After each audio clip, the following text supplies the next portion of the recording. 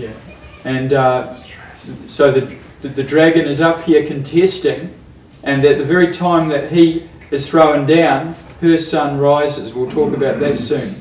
Now, the rings of the Olympic Games, which were introduced by the Nazis, and so was the flaming torch, during the Olympic procession, that was introduced by Adolf Hitler.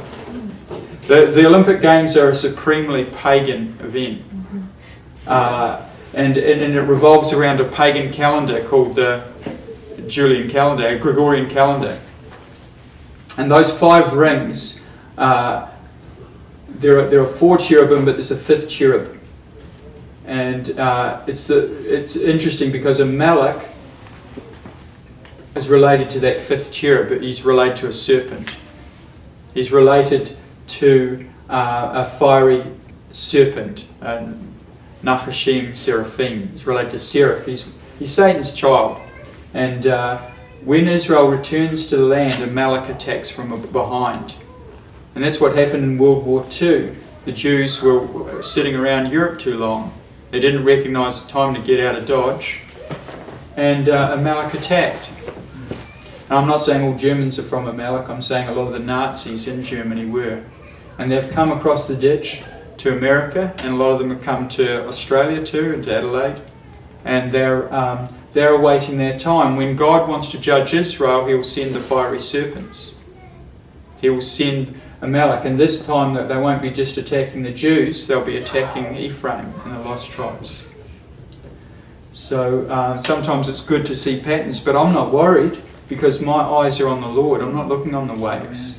God has made a covenant with the house of Israel and Judah, and it's up to us as Christians, whether we're from Israel and Judah or not, to keep covenant, to keep His commandments, to walk with them. And I can only say that we need God's grace because we fail in many ways. But if we humbly seek the Lord, we'll find Him if we seek Him with all our heart. And the times that are going to come to America and Australia and elsewhere are not... God is going to bring a lot of destruction to the church, but it's also going to save the church. But the New World Order and these guys are going to try and kill us. When God sent the serpents out to bite the Israelites, the serpents weren't slack in doing it. They loved their job. And they would bite until the cows come home. But thankfully the Lord stopped the biting. So when we read the Torah, we're reading about the future. God is He's not going to destroy Zion. That's what we're a part of. And He's not out to destroy us. Some people get martyred, but the bulk of us are going to get through if we're following after. God's not raising up the Torah-based believers just to let us drown, because God keeps covenant. He says, if you do this, I'll do that. You do this, I'll do that. God said to Israel, if you're scattered to the 4 corners of the earth or the 4 corners of the heavens, from there I'll regather you, if you and your children keep my commandments. So this should be motivation for parents to teach their kids the commandments, and for us to walk humbly. Sadly, some Messianics get proud because they learn some stuff. All I've found is the more I learn, the more I don't know. I'm trying to show you how little I know, so that you too will know as much as I do, which is 2/3 of 5/8 and not very much. I mean, we don't know much, but we know enough. He's given us a big picture, and all the Torah is details. More and more details, and there's going to come a time when we're going to need to know those things, including the stuff that happened in the past. So, let's talk a little bit about the one that wants to put his eye at the top of the unfinished work, the great work, which didn't just begin in 1776. That's just the modern day builders. But that we've been building ziggurats since we left the garden. Isaiah 14. For thou hast said in thine heart, I will ascend into heaven, I will exalt my throne above the stars of God, I will set it also upon the mount of the congregation in the sides of the north. I will ascend above the heights of the clouds, I will be like the Most High. Well, that's good. I mean, if my son wanted to be like me, I'd take that as a compliment. but not when he wants to knock me on the head. Yet thou shalt be brought down to hell. That's what Absalom's all about, spirit of Satan. Yet thou shalt be brought down to hell, to the sides of the pit. So he's told us all this in advance. So what is this one that's in the sides of the north? Beautiful for situation, the joy of the whole earth is Mount Zion on the sides of the north. So Satan wants to exalt himself. He wants to take over Zion. That's where he wants to put his eye. He wants to put his eye in Zion. On the sides of the north, the city of the great king. So that's what Satan wants to do. Because he says, I want to ascend to the clouds. I want to ascend above the congregation. That's us. We're the congregation. He wants to reign over the church. And much of what's called the church in America and Australia is sadly the Church of Satan. The ministers, I'm not saying all the people in it, but Satan's basically almost taken over the Protestant churches in this country and my country. And Yeshua is the head of all principality and power, and he's the head of the church. And Satan is going, now I've got your church. He took over what became the Catholic Church through paganism, and now the Protestant daughters have basically whored and become the same sort of harlot. And so we know that destruction is coming, but there's the true church, which is amongst it all. And the Lord's going to bring us home and out of all of this. So it says, when the Lord shall have washed away the filth of the daughters of Zion, and shall have purged the blood of Jerusalem from the midst thereof by the spirit of judgment and the spirit of burning. By the way, how did God bring a lot of the Jews to Israel? Through the Holocaust, through the spirit of judgment and the spirit of burning. And the fiery serpents are out there burning the Jews, and they're going to do the same thing with the rest of Zion, if you like. And that's us. They can. And they came, both men and women, as many as were willing-hearted, and brought bracelets. I want to talk about how Israel and the church are connected.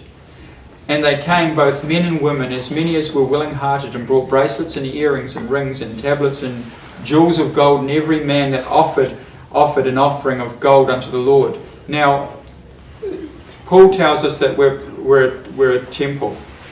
We're a tabernacle. We're a temple for the Spirit of God. Now, here we have in Exodus a recording of the Israelites bringing offerings to build the tabernacle and all the vessels. And it says they came, both men and women. And I don't want to cause people to blush, but it doesn't say that in Hebrew. It says basically, Vayavo'u ha'anashim el ha'nashim, and the men came upon the women, and they brought all these bits and pieces. So what does this mean? It means that the tabernacle was built out of their descendants, out of their seed. That all of these offerings were actually us. We are the base material to build the tabernacle. We are the tabernacle being built out of living stones. This whole picture of the building of the tabernacle was a real tabernacle. But God by His Spirit is saying in Hebrew something more than that. He's saying that I'm going to build something called a tabernacle, which is going to be made out of the seed of Israel. The men will come upon the women, and they will bring through the offerings of their hearts all the materials. This is like their children. They brought bracelets and earrings and rings and tablets and jewels of gold and all of these things. So the tabernacle was built out of what was contributed by the Israelites. And what was contributed by the Israelites was their progeny.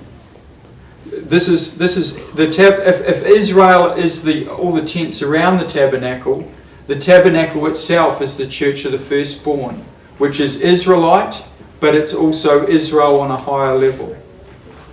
That may be a little bit much for people to take in. When I read this stuff in Hebrew, I can see what God's trying to say. He's not just telling me about the materials of a building project that means nothing to me today. The whole tabernacle was a picture of the heavenly encampment, We know that. We've reread that before, where we saw the tabernacle at the centre and the 4 groups of tribes around the side relating to the 4 cherubim. So the whole tabernacle is a picture of the heavenly hierarchy or encampment. It's what fell. Zion that fell. And he's rebuilding it. And he's rebuilding it out of the seed of the descendants of these people, both men and women. Again, a little bit of Hebrew helps. So here we have 3 pictures, and they all represent Zion and the church of the firstborn, which I believe is the same thing, because we've come to the heavenly Jerusalem, Mount Zion in Hebrews. So that's what we're a part of. Here we have the 7 churches. Here we have the 7 churches, and here's a Levitical priest. And Yeshua is related to that central pillar, but also that you could imagine 7 of these actual menorahs arranged around Yeshua at the centre of them, that making 49 lights in total, with him being the 50th. Okay, and then we have the counting of the Omer, 50 days. You could picture it like this. This is the church. It's a woman. And the central shaft is called the Shemesh, which is the word for sun, as in the sun in the sky. But it's also the word for deacon, someone that's servant. It's the servant candle. It's a bit higher than the others. And you light this one first, and then you light these ones from that. Just so happens that that's related to the church of Thyatira, the 4th church. And we're going to look at that shortly, because there are 2 churches that have 2 amazing overcoming privileges.